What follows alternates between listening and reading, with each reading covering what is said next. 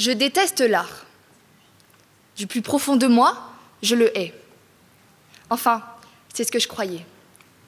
Je ne supportais plus ce mot qui résonnait sans cesse dans la bouche de mes proches, comme la bénédiction d'une religion sacrée. J'en avais assez de ces artistes qu'il fallait acclamer, féliciter, remercier, comme s'ils portaient le monde entier sur leurs épaules. Alors que notre monde repose en grande partie sur des métiers bien trop souvent absents des lumières des projecteurs. Agriculteurs, soignants, enseignants, métiers du bâtiment. J'appréhendais cette thématique maudite. Et pourtant, en tant que fille, sœur, nièce, amie d'artiste, je pourrais être sa meilleure avocate. Mais de mes yeux d'enfant, j'ai vu à quel point la passion de l'art absorbe tout. Les relations, la famille, l'amour. Alors oui, l'art peut devenir une obsession d'une beauté si arrogante qu'elle exige de son créateur une dévotion la plus totale. L'artiste se retrouve absorbé par l'urgence d'exprimer des émotions enfouies. Des émotions qui, telles un ricochet, viendront toucher en plein cœur la sensibilité du spectateur, votre sensibilité.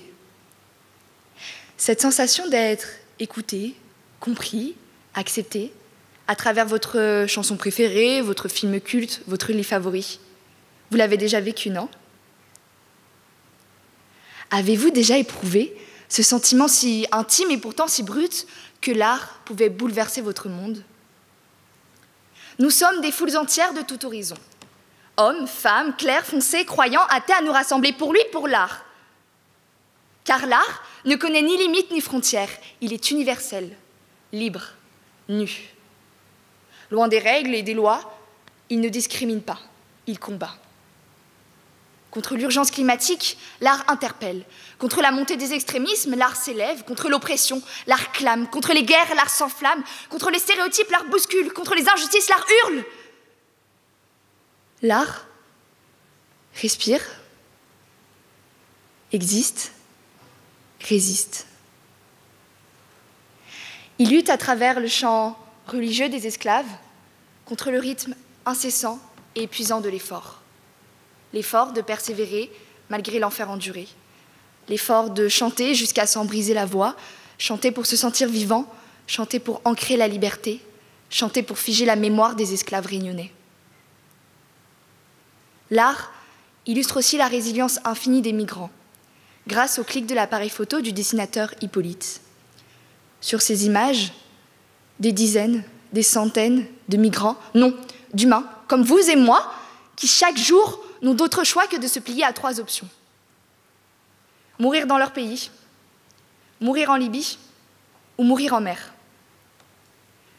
Ces clichés de la route meurtrière percutent davantage que des chiffres.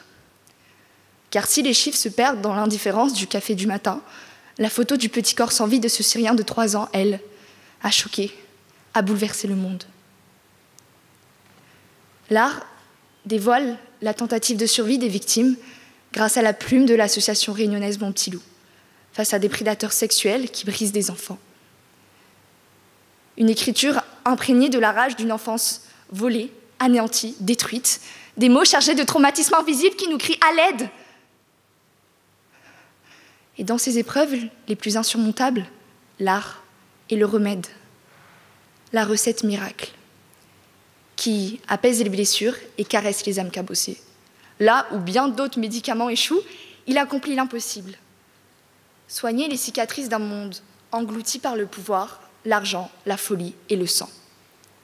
Donc oui, l'art est peut-être le seul, l'unique remède pour soigner nos blessures, mais il est surtout le seul à faire front aux dictatures d'aujourd'hui et de demain. Petit clin d'œil à nos amis américains qui ont préféré une catastrophe capillaire et dansante à un président.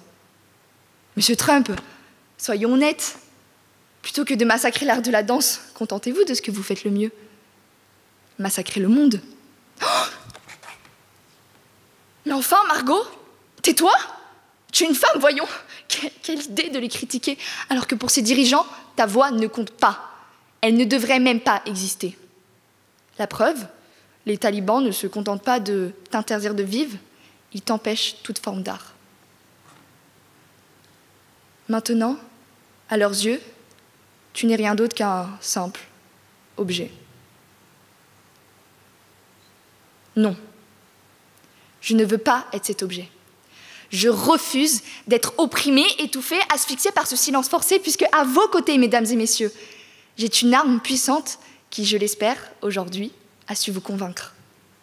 Alors oui, je le reconnais.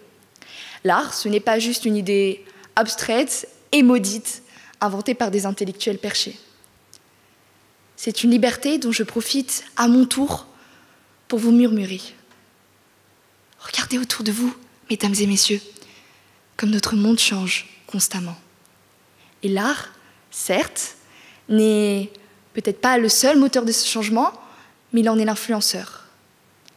Il rend notre monde plus visible, plus beau, plus lumineux et porteur d'espoir.